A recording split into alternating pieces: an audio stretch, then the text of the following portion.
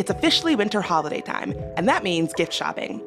But somehow it sneaks up on me every year, and it's equally daunting every time. That's why I love heading to the Heinrich House Christmas Market. It's from December 1st to the 3rd this year at the beautiful castle-like home just south of DuPont Circle. You can find the perfect holiday gifts for your loved ones and support local small businesses at the same time, all with a glue vine in hand. Plus, the market helps Heinrich House support DC's small-scale manufacturing businesses all year long. Pre-sale tickets are $12. Grab them at heinrichhouse.org. That's HEURICH house.org.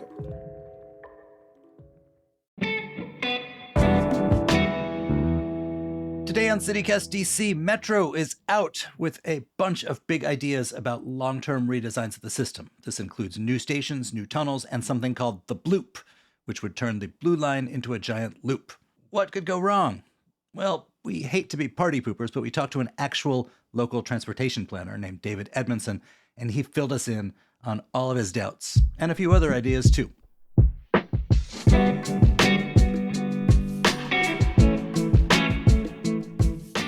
Today is Thursday, November 16th. I'm Michael Schaefer, and here's what DC is talking about.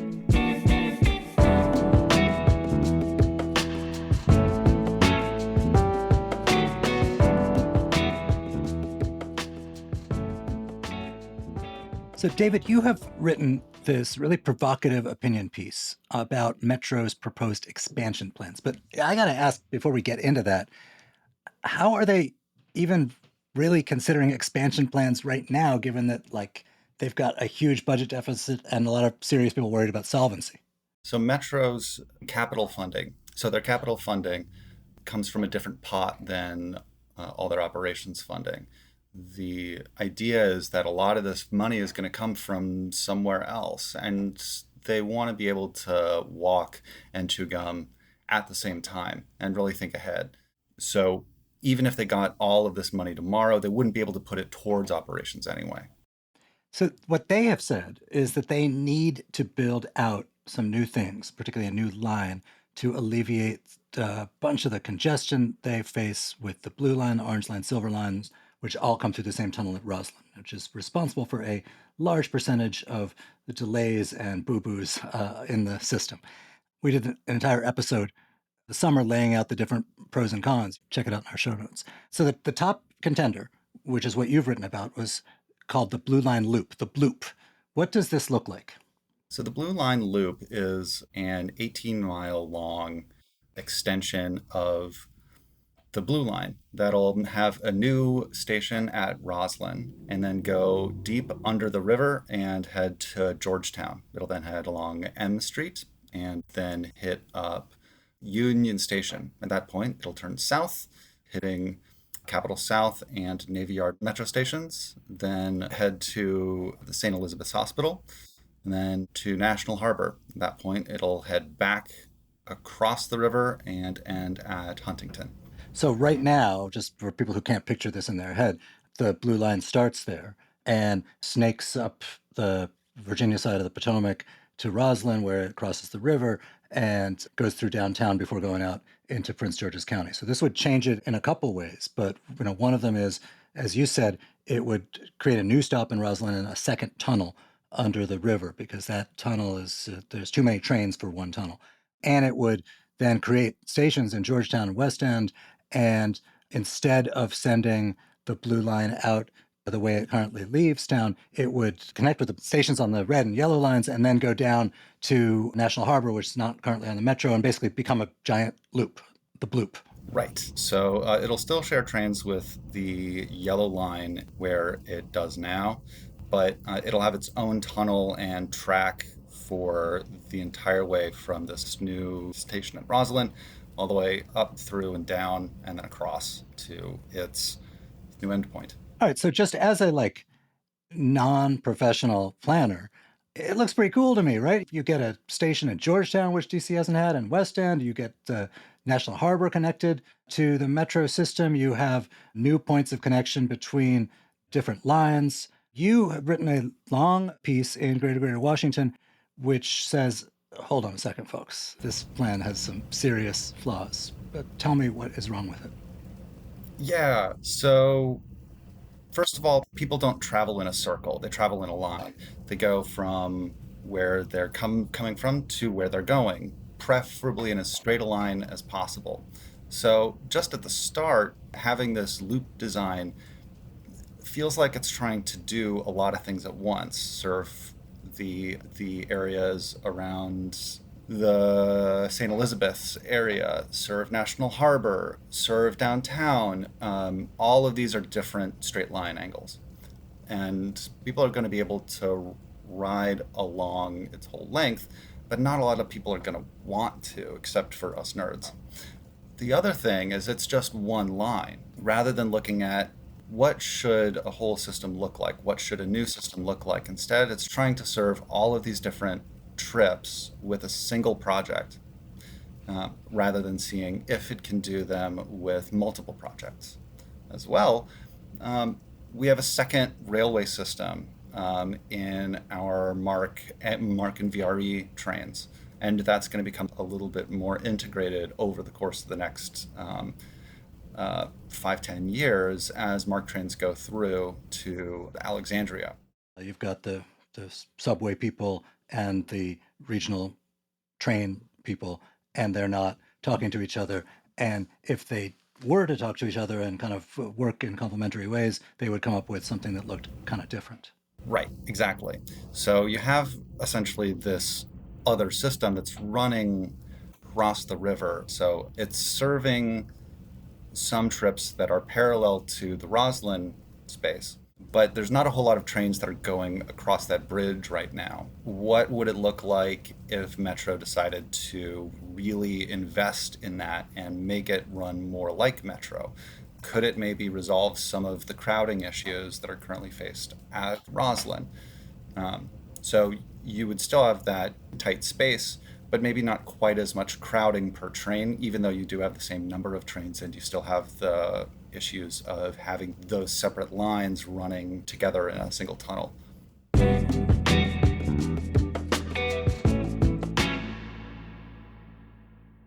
Looking for the perfect gift this holiday season? Give the gift that keeps on giving for the sports fan in your life with a Washington Nationals holiday ticket pack. You'll get 4 game tickets plus a limited edition gift with purchase. Choose from 2 different 4-game ticket packs, starting at just $59. Every ticket pack comes with an exclusive set of Nationals jersey ornaments that aren't on sale anywhere else, valued at $49, but yours for free. Matchups include weekend games and games against the Yankees, Astros, Orioles, Phillies, and more. Grab a pack for all the baseball fans in your family and enjoy a beautiful day at Nationals Park in 2024. Make sure to place your order by December 10th for holiday delivery. Give the sports lover in your life a gift they'll enjoy all baseball season long. Visit nats.com/gift and give the gift of Nationals baseball today.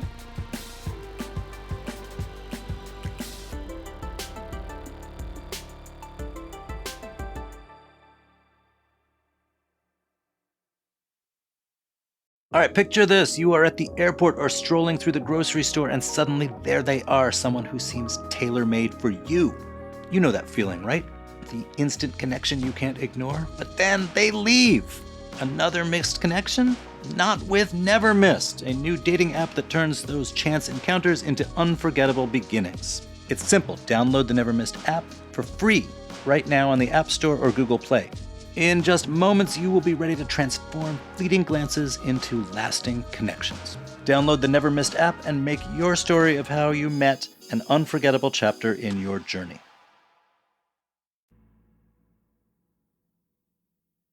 Okay, but the bulk of the piece you wrote was not about the not taking into account the regional trains. You had mentioned that this current plan, it only builds out one line rather than a whole new system, Right. which would address other important issues. What issues should Metro have considered while building this out instead of just coming up with a single loop that fixes all the problems? Right. So what's going on right now is a desire to really solve the crowding issues along the west side of the system. These were identified in 2013 as part of a broader study about what should we do to solve crowding. But the thing is, it wasn't just over there. There was also crowding along the southern Green Line as well as along the Red Line. this loop wouldn't actually address any of that stuff. You have issues of basically you can't run as many trains as you might want to on our green line. Instead, it has to share tracks with the yellow. That means that they're going to still have crowding. So where should the yellow line go? Or maybe should the green line go somewhere else? How about the red line? Is there a way to serve those trips with something that runs maybe in parallel to it? So looking at what are some of the other challenges that Metro is facing that were first seen in that first planning study is something that I think would be a good basis for looking at our system as a second network rather than just a next project. David, how do we know that they didn't consider these things? So when I did the research into this piece, all of the analyses I saw were based upon just one project. So if we did this project, then how would that affect things? How about this project? And how would that affect things? They may have looked at things internally or talked about like, well, what if we do this and this? But nothing public, at least not that I've seen, has actually said, well, this is what happens if we do 3 of these at once. It's all been just what's our next singular project? What's our next singular plan? So you asked Randy Clark, who runs the authority, about this at a Q&A. What'd you hear? So I was a member of the audience and asked about why they're looking at only a metro expansion rather than seeing how they could invest money to maybe more cheaply achieve some of their goals by investing in the other rail systems. And he said that because those aren't part of metro, they can't really do that. So they don't analyze those things or how to improve those systems. What'd you make of that answer? I thought that was pretty understandable, but also really disappointing. It's understandable because we don't really have a regional planning agency to look at how our various transit systems interact. We do have something called the Transportation Planning Board, which looks at the whole region, but they mostly analyze the plans that others devise and sees how those interact without actually trying to do plans themselves. That means that essentially there's no one in charge of looking at, well, if we have X billion dollars, what is the most cost-effective way to invest that money? Where should that go? Instead, we have these systems that are operating in their own worlds and trying to solve problems using only what they have at hand and not seeing how various improvements could interact with each other. A good example of this actually is some of the other alternatives, a few options to go up to Greenbelt with the Silver Line or Blue Line. Those essentially duplicated MARC train service, which meant that what Metro was considering doing was building a whole new set of tracks, a whole new station, when it may have been less expensive. It may have been cheaper to invest in existing MARC train service to serve the same space, same corridor. And in the process, they would be able to also serve all of the MARC train riders that currently exist and therefore improve that service generally, not just within the Greenbelt space. Yeah, but looked at from Metro's point of view, it's like those guys don't work for us. That's a different thing. We got to think about the thing that we control. Oh, totally. My read of this, and when I read your piece where you're saying, the problem here is that they're trying to solve all their problems with one project instead of thinking long term and having 5 projects, is that if you are running an agency with a tight budget in an environment where the Congress is currently controlled by people who are very skeptical of public transit, it's not clear when you'll have another opportunity. One of our 2 political parties despises public transit at this point. And you're thinking like just bureaucratically, like, even if it's like cobbled together with like baling wire and chewing gum, I'm just going to fix my problems and not deal with like the way you would do it if you were planning for 100 years and you knew that money was always going to be there. Oh yeah, what they're doing makes sense based on the way that things are structured now. Basically, Metro can only afford to plan one generation ahead because things are so expensive, they take so long. And it makes sense that you would really only think about one generation because that's 20 years. But in doing so, they are making the next generation pay more for whatever that next project is. It doesn't have to be a perfect plan, but it should be something that is expandable. Some of the timelines that you were talking about are just so very long, right? That the things we're talking about now, they wouldn't be completed till 2040 anyway. And the dollar figures are obviously astronomical.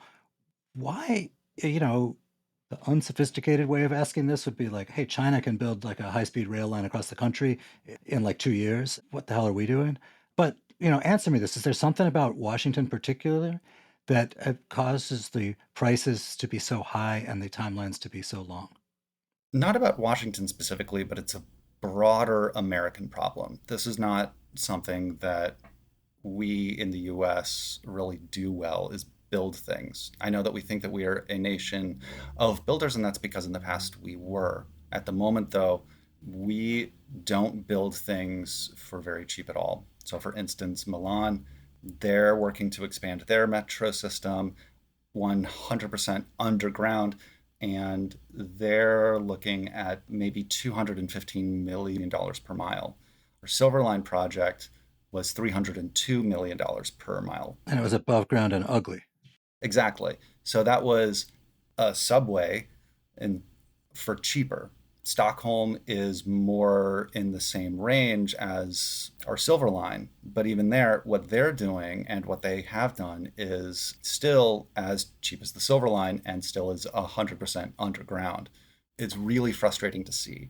So the Blue Line Loop, it looks like it would be about $1,700 million a year. So that's $1.7 billion per mile to build.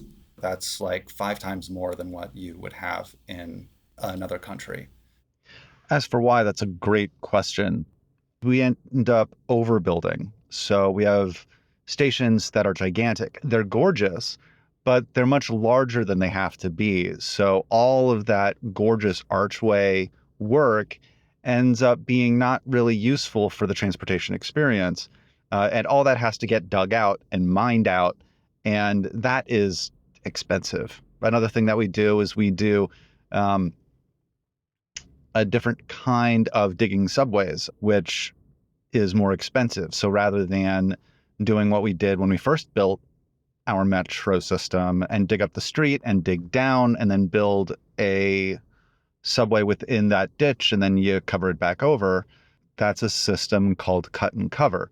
We do what's called deep mining. So we just bore a tunnel through. And that ends up being more expensive. So Forest Glen, for instance, or DuPont Circle, those were built using that method. This is something that we see happening in other subway systems, and I would bet that this is something similar to what we would see for the Blue Line Loop. What to do about it is basically listen to our peers. We in the United States tend to think that we have a particularly special way of doing things that sets us apart or special circumstances, but that's not always the case.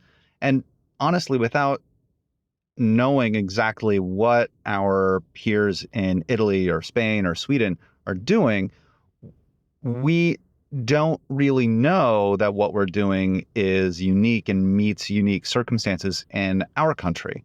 We need to focus on hiring talent that knows how to do things right and cheaply, even if they come from countries outside of the English-speaking world. We also need to listen with humility. It's a special kind of hubris to say that we're different, so therefore we're going to make things cost 4, 5, 10 times more than they ought to, rather than investing in the time and effort to get things right and to really serve our taxpayers and riders well. So I'm not surprised that Metro is focused on just one line because that's all we can afford to do. But there is a better way, and we as a region can pioneer that better way if we take the time and energy to figure it out and do it well. The other context question I had is, Yeah. whenever I talk to planners, the cool thing about talking to transit planners like you is you sort of see this big picture, right? So if you're just the frustrated person sitting on a metro train, you look at the metro map on the wall of the train and you imagine ways it could be different. But in your piece and just in our conversation, you've talked about all these other elements, right? So why just think about the metro rail trains when you can be thinking about regional rail trains or Amtrak or buses? And, why not plan in ways to take advantage of all of them? One of the reasons I think a lot of people are don't think of the regional rail trains is that they are, particularly the Virginia ones, so infrequent. They just come at rush hour. If you, God forbid you miss that last train home if you're riding home to Manassas because you were in deep trouble. This is not like the regional rail systems around New York or Chicago, which run all day and where there's, trains late in the event you missed one. So for all but a small number of people, you literally don't think of them because they're almost never an option. Why is it that way? And could it be that ever changes? Is there any notion that may change? So it is this way because of the similar issues to cost. We operate in a way that is different from any other place where it costs too much money to do all of the needed upgrades to actually run as many trains as we might want. So what these other systems around us, like New York and Chicago, have done is they're basically living off the backs of the investments that were made by the railroads that used to be there. In DC, there was never really as big of a market demand for high frequency, fast rail service until right at the tail end of the heyday of railroading.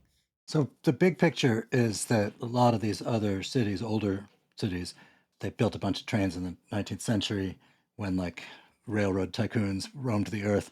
And nowadays, you've got all that trackage and you can put trains on it in a way we can't in Washington, which means we got to build stuff from scratch, which is pricey. So let me ask you this question. If you could build a line, if you were put in charge of building something, what would you make? That's a good question. Whenever I look at this sort of thing, I try to start at okay, so what's our budget? I'm going to give you a healthy budget. So let's say it's the same as what we have here. So $35 billion. Then next step is, what are the problems that we have? I would look at creating a second system. First of all, investing in MARC and VRE, so that way they can run well. If I were building just a single line, though, I would probably say extend the blue line along M Street, but don't extend it south, and spend the rest of that money having a separated yellow and green line. So that way you can actually solve crowding on the green line. Dave Edmondson, thank you so much for being here. Of course. That is all for today here on CityCast DC. If you enjoyed the show, design your own metro route, call it the CityCast line. We'll be back tomorrow morning with more news from around the city. Bye.